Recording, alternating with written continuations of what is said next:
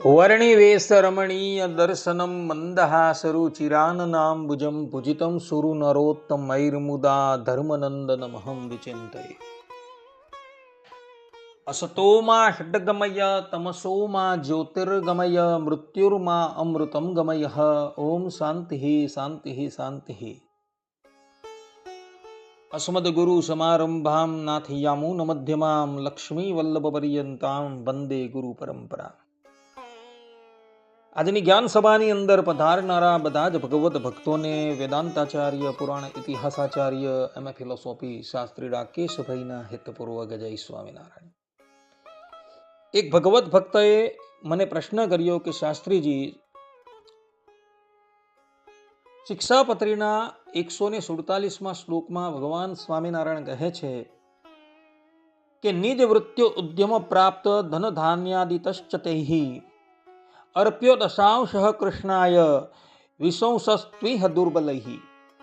અર્થાત કે તે ગ્રહસ્થાશ્રમી સત્સંગી તેમણે પોતાની જે વૃત્તિ અને ઉદ્યમ તે થકી પામ્યું જે ધન ધાન્યાદિ તે થકી 10મો ભાગ કાઢીને શ્રી કૃષ્ણ ભગવાનને અર્પણ કરવો અને જે વ્યવહારે દુર્બળ હોય તેમણે 20મો ભાગ અર્પણ કરવો, અર્થાત કે 5મો ભાગ અર્પણ કરવો.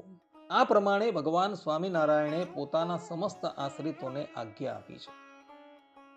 પરંતુ કદાચ કોઈક હરિભક્તથી ધર્માદો ન કળાય તો એને શું કરવું?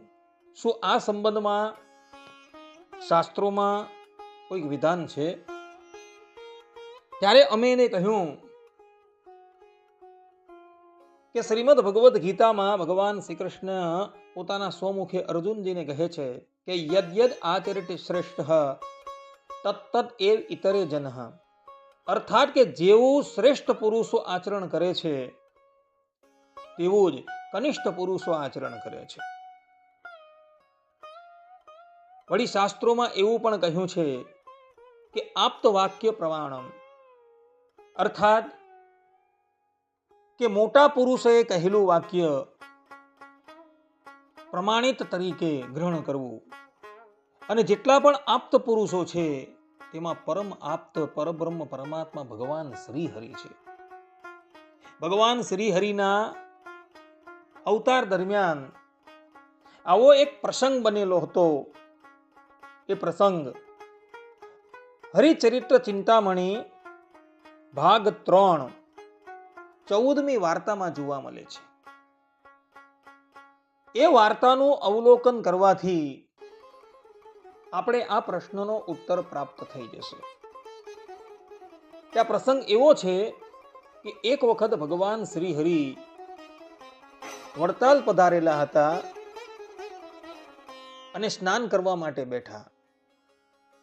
જયરામ બ્રહ્મચારી ત્રાંબાની કુંડી લાવી મહારાજની અગાડી મેલતા હતા. ત્યારે સર્વજ્ઞ ભગવાન શ્રી હરિ બ્રહ્મચારી પ્રત્યે બોલ્યા કે આ કુંડી ક્યાંથી લાવ્યા? એ સમયે બ્રહ્માનંદ સ્વામી પણ ત્યાં ઉપસ્થિત હતા. જેઓ કાનમ દેશમાં ધર્માદો ઉઘરાવવા માટે ગયા હતા અને ધર્માદામાં એક ભગવત ભક્તએ એમને આ કુંડી આપી હતી. એ લાવી એઓએ આ બ્રહ્મચારીને આપી હતી અને બ્રહ્મચારીએ આ કુંડી ભગવાન શ્રી હરિની પાસે મૂકી હતી. આ પ્રમાણે જ્યારે ભગવાન શ્રી હરિએ પૂછ્યું ત્યારે બ્રહ્માનંદ સ્વામી બોલ્યા કે પ્રભુ, અમે કાનમ દેશમાં ધર્માદો ઉઘરાવવા માટે ગયા હતા. ત્યારે એક હરિભક્તની પાસે આ વર્ષે ધર્માદો અપાય એવી સ્થિતિ ન હતી, તો એઓએ ધર્મદાને બદલે અમને આ ત્રાંબા કુંડી આપી છે. આ પ્રમાણે બ્રહ્માનંદ સ્વામીની વાત સાંભળી ભગવાન શ્રી હરિ બોલ્યા કે સ્વામી, જેની ધર્માદો આપવાની શક્તિ ન હોય અને એ ધર્માદાના બદલમાં એ કોઈક બીજી વસ્તુ આપે તો એ વસ્તુ લેવી નહીં અને એને કહેવું કે ભાઈ આ વર્ષે તારી ધર્માદો આપવાની સ્થિતિ નથી તો તું આવતા વર્ષે આપજે. આ પ્રમાણે કહી એને હિંમત બંધાવી. પરંતુ આવી બધી વસ્તુઓ ધર્માદા તરીકે ગ્રહણ ન કરવી, કારણ કે આમ કરવાથી કોઈ કાચો પોચો હોય ને તો એ સત્સંગમાંથી પડી જાય. માટે એને હિંમત આપવી અને હિંમત આપી કહેવું કે આ વર્ષે તે ધર્માદો નથી આપ્યો, તારી આપવાની સ્થિતિ નથી તો તું આવતા વર્ષે આપજે. આ પ્રમાણે કહી એને હિંમત આપી.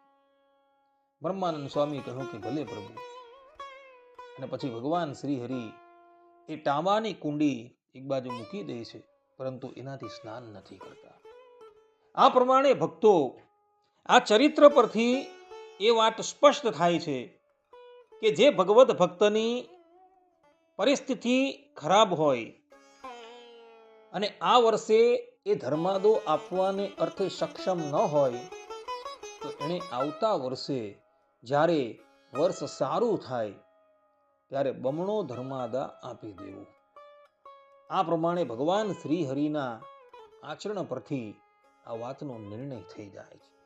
માટે બધા જ ભગવત ભક્તો આ વાત જે છે એ આત્મસાત કરી લે. કોઈક વર્ષે ધર્માદા આપવાની સ્થિતિ ન હોય તો પછીના વર્ષે બમણો ધર્માદો એને આપી દેવો.